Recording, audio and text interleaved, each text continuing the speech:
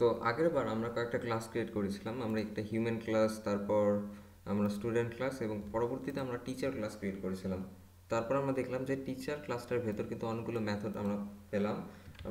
আমরা ট্রাই করলে অনেকগুলো মেথড টিচার ক্লাসের মধ্যে ইউজ করতে পারি, কিন্তু আমরা আসলে টিচার ক্লাসের ভেতর যদি আমরা যাই, আমরা শুধুমাত্র একটা মেথড ডিক্লেয়ার করি এবং একটা মেথড জাস্ট আমরা টিচার ক্লাসের ভেতর ইমপ্লিমেন্ট করছি। কিন্তু টিচার ক্লাসের ভেতর কিন্তু আমরা টিচার ক্লাসের মাধ্যমে কিন্তু আমরা চেষ্টা করলে আর অনেক মেথডগুলো, অন্যান্য মেথড যেমন এই ইট, স্লিপ, স্পিক, পরে হচ্ছে রিড, রাইট, স্টাডি, এই মেথডগুলো কিন্তু আমরা দেখতে পাবো।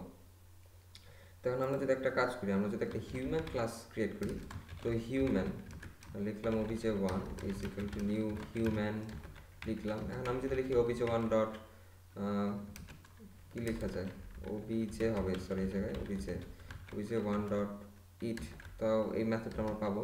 OBJ two, OBJ one dot, আর কি আছে, স্লিপ আছে, ওবিজে ওয়ান ডট, আর ছিল ইট স্লিপ, এবং আরটা ছিল কোনটা, ইট স্লিপ এবং স্পিক। তো এই মেথডগুলো আমরা ইউজ করতে পারতেছি। কিন্তু আমরা যদি ট্রাই করি ওবিজে ওয়ান ডট রাইট, তো আমরা এটা লিখতে পারতেছি না। আচ্ছা, আমরা যদি চিন্তা করি, হিউম্যান হওয়া মানেই তো এমন না যে সবাই পড়ালেখা করতে পারে, সবাই লিখতে পারে, বা কথা মানে সবাই লিখতে পারে বা পড়াশোনা করতে পারে, তাই না? তো জিনিসটা কিন্তু আসলে কাজ করছে। আমরা যদি সবগুলো জিনিসকে অবজেক্ট হিসেবে চিন্তা করি, তাহলে কিন্তু কাজটা আসলে ঠিক মতো করছে। ওবিজে ওয়ান যেটা ছিল, ওবিজে ওয়ান হচ্ছে একটা হিউম্যান ক্লাসের অবজেক্ট, এবং হিউম্যান ক্লাস একটা হিউম্যান মানেই এই না যে সে আর কি হয়তো পড়াশোনা করতে পারবে বা সব কিছু করতে পারবে। তো একটা হিউম্যানের বেসিক যে বৈশিষ্ট্যগুলো আছে, সেই বৈশিষ্ট্যগুলো আমরা ইউজ করতে পারতেছি। আবার এখন যদি আমরা একটা স্টুডেন্ট ক্লাস ক্রিয়েট করি, আমরা যদি লিখি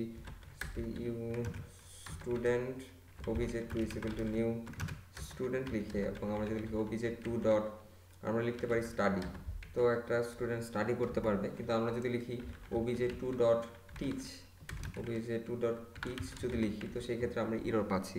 তো কারণ হচ্ছে ওবিজে টু হচ্ছে স্টুডেন্ট ক্লাসের একটা অবজেক্ট, এবং স্টুডেন্ট ক্লাসটার ভেতর টিচ নামের কোনো মেথড নাই, এবং স্টুডেন্ট ক্লাসের যে সুপার ক্লাস, সেই ক্লাসের ভেতরেও টিচ নামের কোনো মেথড নাই।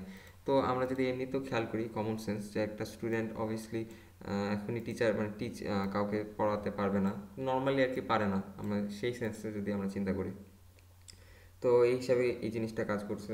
আবার আমি যদি এখন লিখি যে ওবিজে টু ডট স্লিপ, আচ্ছা, তো আমি একটা কাজ করি, এতটুকু মুছি এবং আমি জাস্ট লিখব ওবিজে ওয়ান ডট স্লিপ এবং ওবিজে টু ডট স্লিপ। আমি যদি প্রিন্ট করি, প্রথম লেখা আসছে জাস্ট স্লিপিং, এটা আসছে শুধুমাত্র হিউম্যানের জন্য, এবং ওবিজে টু যেটা কিনা হচ্ছে স্টুডেন্টের জন্য, তো স্টুডেন্টের জন্য লেখা আসছে we have to sleep less.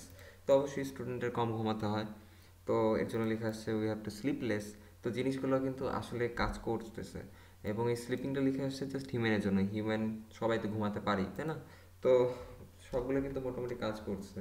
এবার আমি যদি আরেকটা অবজেক্ট ক্রিয়েট করি, তো আমি লিখি teacher OBJ three is equal to new teacher লিখলাম, এবং টিচারের মধ্যে যদি আমি ওবিজে থ্রি ডট টিচ লিখি, তো এখন আমি কিন্তু এই টিচ যে মেথডটা আছে, সেই মেথডটা আমি অ্যাক্সেস করতে পারতেছি। টিচার হিসেবে আমরা যদি কমন সেন্সে খেয়াল করি, তো টিচার অবশ্যই উনি পড়াতে পারবেন, তাই তো? তো অবশ্যই এর জন্য তো উনি টিচার, তাই না? তো এর জন্য আমরা এই টিচ মেথডটা আমরা টিচার অবজেক্টের ক্ষেত্রে আমরা ইউজ করতে পারতেছি। তো এবার এটাকে যদি রান করি, তো এই যে লেখা আসবে উই ক্যান টিচ। তো এগুলোই আর কি। তো আমরা যদি এখন ট্রাই করি, আমরা যদি লিখি OBJ three dot right, OBJ three dot right যদি লিখি, সরি এখানে বানান ভুল লিখছি, আচ্ছা যাক, এটা কি রাইট আর কি, ওবিজে থ্রি ডট রাইট। তো আমরা কি করতে পারতেছি, আমরা আসলে কি হলো এটা, সরি এক সেকেন্ড, সরি, আমি একটা টিচার অবজেক্ট ক্রিয়েট করি, আমি লিখি teacher OBJ three is equal to new teacher, এবং আমি যদি লিখি ওবিজে থ্রি ডট রাইট, তো সেই ক্ষেত্রে এই মেথডটা আমরা ইউজ করতে পারতেছি। ওবিজে থ্রি হচ্ছে টিচার ক্লাসের একটা অবজেক্ট, টিচার ক্লাসের ভেতর রাইট নামে কোনো অবজেক্ট আমরা ইউজ করি নাই, কিন্তু টিচার ক্লাসটা স্টুডেন্ট ক্লাসকে এক্সটেন্ড করবে, এবং স্টুডেন্ট ক্লাসের ভেতরে এই রাইট নামের একটা মেথড আছে।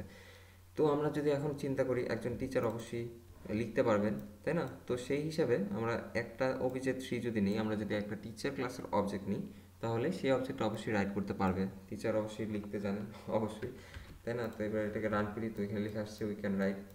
তো আসলে ইনহেরিটেন্সটা আমরা এইভাবে আর কি অবজেক্ট হিসাবে চিন্তা করলে আমরা জাস্ট প্রোগ্রামেও আমরা সেম জিনিসটা ইনহেরিটেন্সের সাহায্যে খুব সহজে করতে পারি।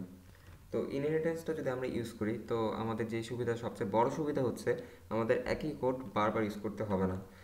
যেমন আমরা যদি চাইতাম যে আচ্ছা আমরা যদি এখানে ইনহেরিটেন্স ইউজ না করতে পারতাম এবং তারপরও যদি আমরা চাইতাম যে আচ্ছা আমি রাইট মেথডটা ইউজ করি, তো সেক্ষেত্রে আমার এই রাইট মেথডটা কপি করে এখানে লিখতে হতো, এই সবগুলো মেথড কপি করে আমার এখানে লিখতে হতো। কিন্তু যেহেতু আমাদের ইনহেরিটেন্স আছে, তো সেই জন্য আমরা অনেক সহজেই কোডগুলো আর কি অনেক সহজে লিখতে পারি, আমাদের বারবার একই জিনিস লেখার কোনো দরকার পড়তেছে না। তো এই জিনিসটাকে আবার প্রোগ্রামিংয়ের ভাষায় এই জিনিসটার একটা নাম আছে, সেটার নাম হচ্ছে বয়লার প্লেট কোড। তো যাই হোক, ইনহেরিটেন্সের সাহায্যে আমরা কোডগুলোকে অনেক কী বলবো সুষ্ঠুভাবে আর কি সাজাতে পারি।